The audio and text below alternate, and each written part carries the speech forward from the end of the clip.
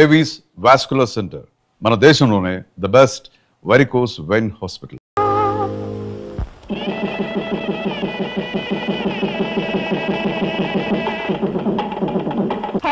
సీత అనుకున్న సాధించావే. మమ్మల్ని పెళ్లికి పిలవలేదని మాత్రం కోపంగా ఉంది. సారీ ఫ్రెండ్స్, ఆయన రోజుకు 2-3 దేశాలు తిరిగే మనిషి. హఠాత్తుగా కొద్దిగా టైం దొరికితే వెంటనే పెళ్లి జరిగిపోవాలన్నారు. దాంతో హడావిడిగా జరిగిపోయింది. ఏది ఏమైతేనే నువ్వు అనుకున్న సాధించావే. That is Sita. స్వయంవరం పెట్టాను, కోటీశ్వరుడి చేత తాళి కట్టించుకున్నాను, ది గ్రేట్ అనిపించుకున్నాను. ఇలాంటి అందం, ఆస్తి, అంతస్తు, ఇన్ని క్వాలిఫికేషన్స్ ఉన్న అబ్బాయి దొరకడం నిజంగా నీ అదృష్టం. You are very very lucky. Bill తీసుకోండి. హలో వదినా. హలో బాబ్జీ, ఏటిలోచా? ఏం లేదు వదినా, రేపు మా boss Chiranjeevi 100th film release. Function grand గా ఉండాలని చాక్లెట్ కొనడానికి వచ్చాను. ఈయన బాబ్జీ అని మా వారి బ్రదర్. చాలా పెద్ద. వదినా, ఇక్కడ పరిచయం చేసే బదులు మా ఇల్లు పక్కనే హాయిగా కాఫీ టీ తాగుతూ పరిచయం చేయొచ్చుగా. దగ్గర అయితే వెళ్దామే, ఇల్లు చూసినట్టు ఉంటుంది. ఆ టయానికి మీ ఆయన వస్తే మీ ఆయన చూసినట్టు ఉంటుంది. అలాగే పద బాబ్జీ, మన కార్లో వెళ్దాం ప్లీజ్. అని తీసుకున్నారా?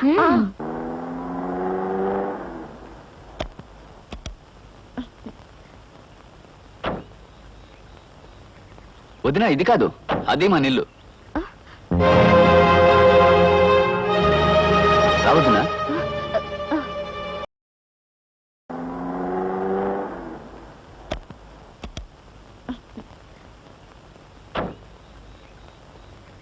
వదినా, ఇది కాదు, అది మన ఇల్లు.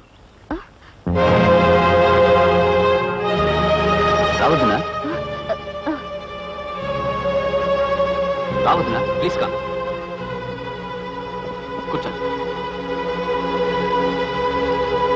ఇది నిజంగా నీళ్ళేనా? అవును వదినా, మా ఇల్లే మమతల కోయిల, మా ఇల్లే మమతల పందిరి. రాగానే అలా కూని చేస్తావరా, దర్చుకుంటా. నాన్నగారు. మీ నాన్నగారా? కథల కుతూహలంలో కాపీ కలిపేశావురా. అమ్మా నువ్వా? ఎంతసేపు అయింది వచ్చి?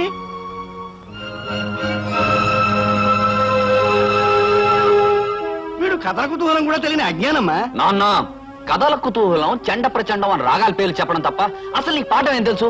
బాత్రూమ్ లో మూలవడం తప్ప. అదేంటి, మీ నాన్నగారు విదేశాల్లో ప్రోగ్రాంలు ఇచ్చే సింగర్ కదా? సింగర్నే మరి. ఎక్కడ విదేశాల్లోనా?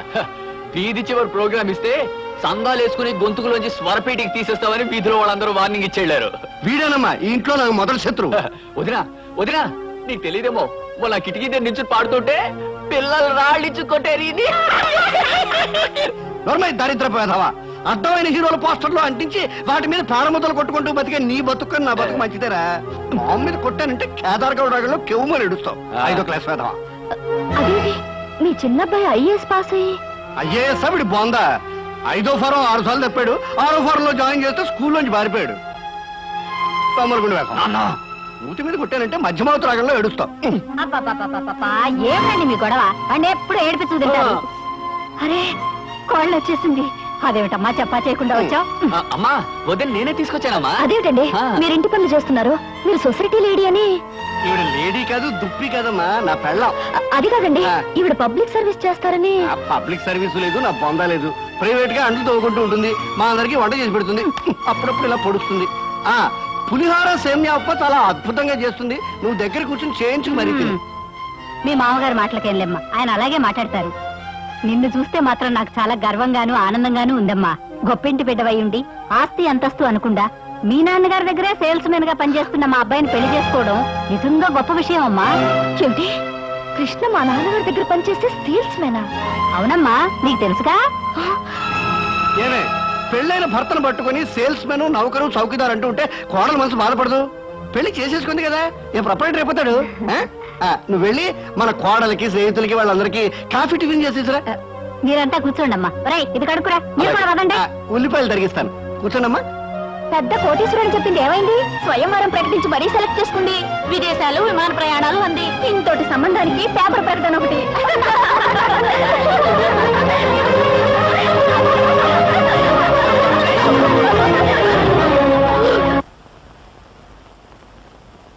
మావయ్య, సీతకి నిజం ఎలా చెప్పాలో తెలియడం లేదు, కానీ చెప్పక తప్పని పరిస్థితి వచ్చేసింది. వరిగాకయ్యా, నువ్వెవరవో తెలిసినా ఎంత కోపం వచ్చినా మెళ్ళో తాళ్ళు పట్టు విలువ తెలిసిన ఆడపిల్ల గనక తప్పనిసరిగా ఒప్పుకుంటుంది. అమ్మా సీత ఎక్కడి నుంచి వస్తున్నావమ్మా? ఇప్పుడే అల్లుడు గారు నేను నీ గురించే తలుచుకుంటున్నాం. నేను కూడా మీ అల్లుడు గారి గురించే తలుచుకుంటూ వచ్చాను. బైది బై, మీ హనీమూన్ ప్రయాణానికి కావాల్సిన కొనుక్కున్నావా? నాకు కావాల్సింది కొనుక్కుందామంటే నాకు అది దొరకటం లేదు డాడీ. It's all right.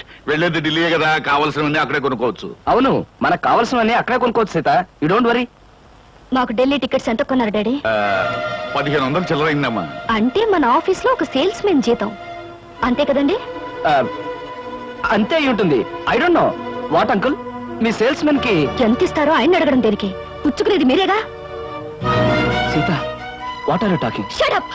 అబద్ధాలు కట్టుకథలు చెప్పి నన్ను మోసం చేస్తావా? మా నాన్నగారి దగ్గర జీతం డబ్బుల కోసం పని చేసేవాడివి నా దగ్గర మల్టీ మిలియనర్ల వద్ద చేస్తావా? ఎందుకో పనికిరాని నీ కుటుంబ సభ్యుల్ని, గ్రేట్ పీపుల్ అని నాకు పరిచయం చేస్తావా? నా మెళ్ళలో తాళిబొట్టుకి మోసం, అబద్ధం, కుట్రనే 3 ముళ్ళు వేసి నా బ్రతుకుని అన్యాయం చేస్తావా? అమ్మా సీత, ఆవేశపడదు.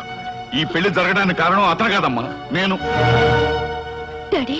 అవునమ్మా, అతని అబద్ధాలను బలపరిచి నేను నమ్మేటి చేసి ఈ పెళ్లి జరిపించింది నేనమ్మా. డాడీ, ఈ పని నువ్వు చేసావా?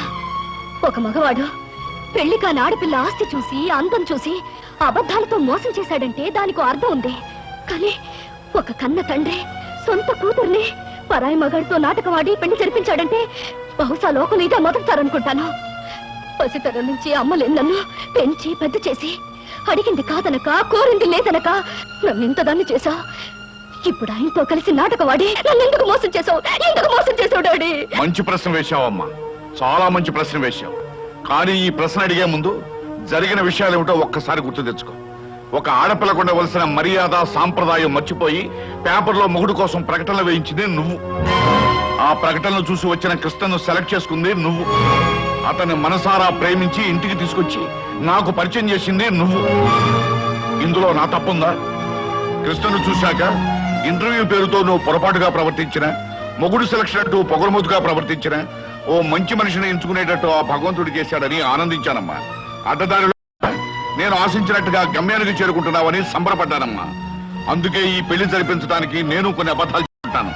ఇది ఏ రకంగా తప్పమ్మా? అంటే మోసం చేసి ఆయనతో పాటు సీత, మళ్ళీ మళ్ళీ అతను మోసం అను. పెళ్లికి ముందే నీతో చెప్పాలనుకున్నాడు, కానీ నేనే చెప్పొద్దన్నాను. ఇది తప్పేమోనన్నాడు, కానీ ఇది తప్పనిసరని నేనే ఒప్పించాను. సీత, భగవంతుడు నిన్ను ఏ మోసగాడి చేతిలోనో పడేయకుండా ఒక మంచి మనిషి, మనసున్న మనిషి చేతిలో పెట్టినందుకు నేను సంతోషించానమ్మా. All right daddy, all right. జరిగిన దానికి కారుకురాలి నేనేనంటావు, అన్ని చేసింది నేనేనంటావు. ఆల్ రైట్, ఇప్పుడు కూడా నేను చేయాల్సిందేదో చేస్తాను. సీత, ఏం చేస్తావు? నాకు విడాకులు ఇస్తావా?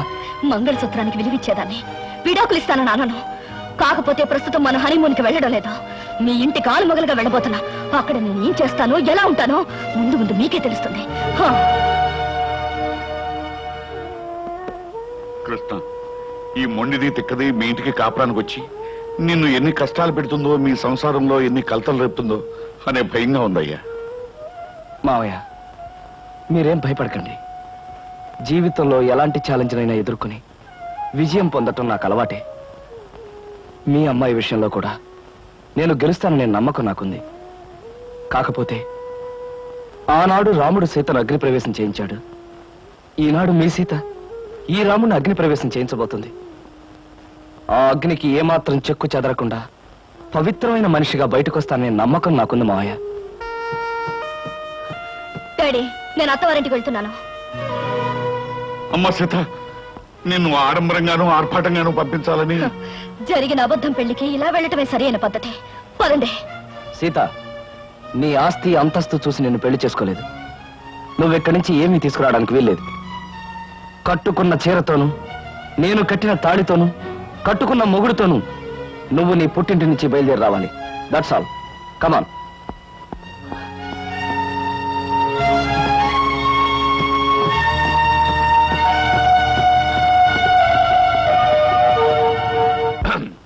మా బాస్ చిరంజీవి ఇలాగే ఒక సినిమాలో ఫస్ట్ నైట్ అప్పుడు ఆపుతావా నీ గోలా? నేను వెళ్ళా? వెళ్ళు. 1 minute. Okay, thank you. వెళ్ళు.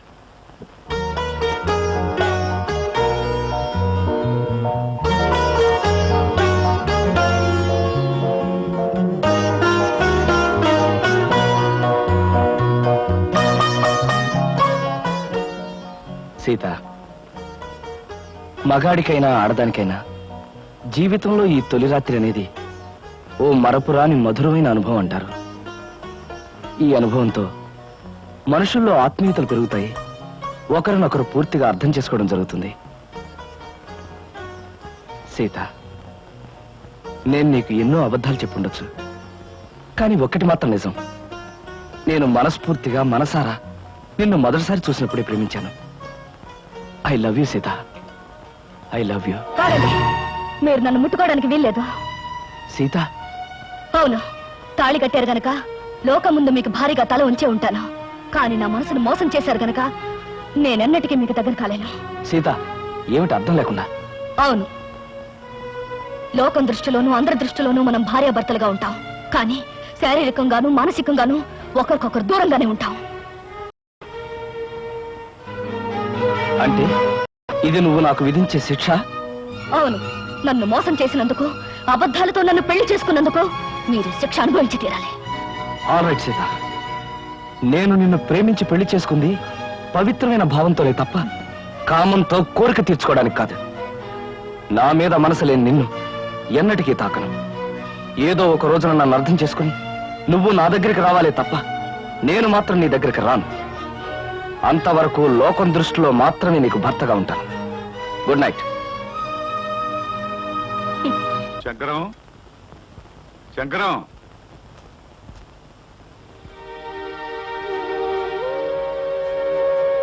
అమ్మా సీత, వేడి నీళ్ళు ఉన్నాయి, దించేయ్. అలాగే అత్తయ్య.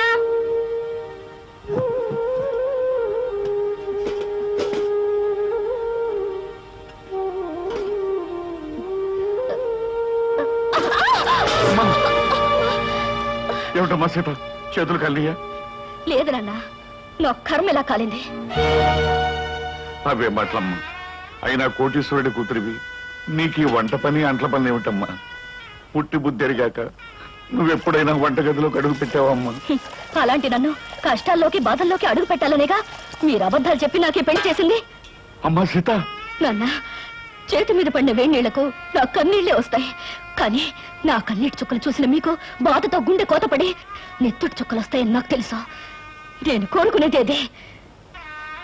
అమ్మా సీత, ఓ మంచి మనిషితో నీ పెళ్లి జరగాలని నేను తాపత్రయపడ్డానే తప్ప నువ్వో పని మనిషిలాగా అలవాటు లేని అడ్డమైన పనులు చేయాలని నేను కోరుకోలేదమ్మా. 2000 జీతంతో 6 మంది ఉన్న కుటుంబాన్ని పోషించే ఒక మధ్యతరగతి మనిషి ఇల్లాలు అన్ని పనులు చేసే తీరాలన్నా. ఇది నువ్వు కన్నబిడ్డకు చేసిన మహోపకారం. పార్వతి, పవిత్రమైన కళ్యాణి రాగం లాంటి వార్త తీసుకొచ్చానే. ఎక్కడ? అరే బావగారా, ఎంతసేపు అయింది వచ్చి? ఇదేమిటి ఇక్కడ నిలబడ్డారు? రండి కూర్చుందాం. రండి రండి, కూర్చోండి. నమస్కారం అండి. నమస్కారం. బావగారు పళ్ళు తీసుకొచ్చారు. అన్నీ మీ అమ్మాయికైనా మరి మాకేమైనా ఉన్నాయా? నీకే బావగారు, ఆహా, పొద్దున్నే గుమ్మం తగిలి పడిపోయారని తెలిసింది. పలకరించి వెళ్దామని వస్తూ పళ్ళు తీసుకొచ్చాను. నానోయ్, గుమ్మం తగిలి పడితేనే బుట్టడు పళ్ళు పట్టుకొచ్చారు. ఇంటి మించి పడ్డావంటే లారీ నిండా పంపిస్తారేమో. ఒకసారి ట్రై చేయకూడదు? రే, లారీ పళ్ళ కోసం నేను ఇల్లెక్కి కిందకు దూకాలంట. మొహం మీద కొట్టానంటే ముఖారు రాగంలో మొత్తుగా ఎడుస్తావు వేదావా. నమస్కారం అన్నయ్య గారు. నమస్కారం అమ్మా. ఇదేనా రావటం? ఇంత ముందే వచ్చానమ్మా. కాఫీ తీసుకొస్తా. వద్దమ్మా, మీతో ఒక విషయం చెబుదామని వచ్చాను. గాంధీనగర్ లో నాకు ఒక ఇల్లు ఉందమ్మా. అది నౌకర్లు చాకర్లతో అన్ని సదుపాయాలు గల ఇల్లు. ఊరికినే పడాడటం ఎందుకు, మీరందరూ కలిసి దాంట్లో మారితే బాగుంటుంది అని అనిపించిందమ్మా. ఏమిటి, నౌకర్లు చాకర్లు అన్ని సదుపాయాలు ఉన్న ఇల్లా? ఛాయరాయ కీర్తన లాంటి శుభవార్తని కాస్త ముందెందుకు చెప్పలేదు బావగారు?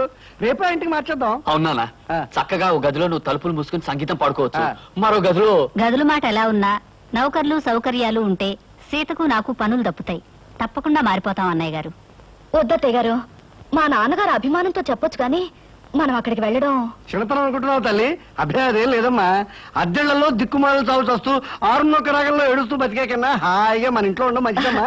అది కదా మావయ్య గారు, అక్కడికి వెళ్ళడం వల్ల ఒక నష్టం ఉంది. ఏమిటది? మా వంశంలో ఆడపిల్లలు కన్నవారిచిన కొంపలో కాపురం పెడితే కాపురం పెడితే ఆ అమ్మాయి తాలూకు మావగారికి ప్రాణగండవట. అమ్మో నాకే. ఇంతకు ముందు ఒకరిద్దరు అలాగే పోయారు కాదు నాన్న? ఏమిటి బావగారు, మీకు ఈ విషయం ముందే తెలుసా? సంగీతంతో నేను చిత్రహింసలు పెడుతున్నానని మా వధ ఉంటున్న మాటలు మీరు నమ్మేసి నా ప్రాణాలు తీసేద్దాం అనుకున్నారు అనమాట. నాన్న, నువ్వు పోతే మీ అందరూ ఎంచక్కా హాయిగా బంగ్లాలో ఉండొచ్చు. మా గురించి ప్రాణత్యాగం చేయనన్నా. త్యాగం చేయడానికి ఇది ప్రాణం అనుకున్నావా, పంచాలు ఉంగి అనుకున్నావా? మామిడి పండుతో కొట్టానంటే మలై మారుతరాగంలో ఎడుస్తావు వేధవా. బావగారు, మీ అమ్మాయి ఏ ఏ పనులు చేస్తే నా ప్రాణానికి గండం వస్తుందో ఒక లిస్టు వేసి ఇవ్వండి. అవి చేయకుండా నేను జాగ్రత్త పడతాను. నాన్న, అభిమానంతో మీరు చేయబోయిన సహాయాన్ని వద్దన్నందుకు నన్ను మన్నించండి. నా నుదుటిని ఇలా రాసి పెట్టినందుకు మేమంతా ఇక్కడే ఇలాగే ఉండాలి. కృష్ణ, అందరూ నిన్ను అదృష్టవంతుడు అని పొగుడుతున్నా, కానీ నీ మనసులో అగ్నిపర్వతం మండుతోందని నాకు తెలుసు. అమ్మాయి పంతం పట్టుదల చూస్తుంటే నువ్వు పెళ్లి వద్దు వద్దని చెప్తున్న అమ్మాయి నీకు ఇచ్చి పెళ్లి చేసి పొరపాటు చేశానేమో అనిపిస్తోంది. మావయ్య, జీవితంలో ఛాలెంజ్ని ఎదుర్కోవడం నాకు చిన్నప్పటి నుంచి అలవాటైన ముందే చెప్పాను. సీతను తప్పకుండా మార్చి నా మనిషిగా, మామూలు మనిషిగా చేస్తాను. మీరేం బాధపడకండి.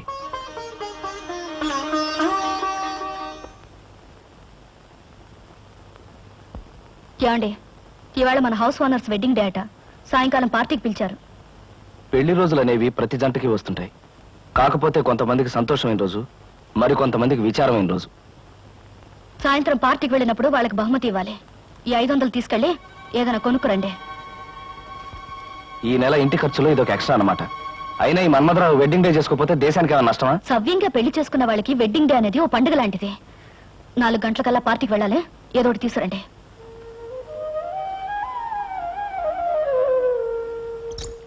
అమ్మాయి గారు, అమ్మాయి గారు, అదేంటి సింహాచలం ఇలా వచ్చా? ఏం చెప్పమంటారమ్మా? ఇదిగో నా పక్కన ఉన్నాడు చూడండి, ఈడే మా ఇంట్లో ఉన్నారు. మటన్ కొట్టు మస్తాను గారమ్మా.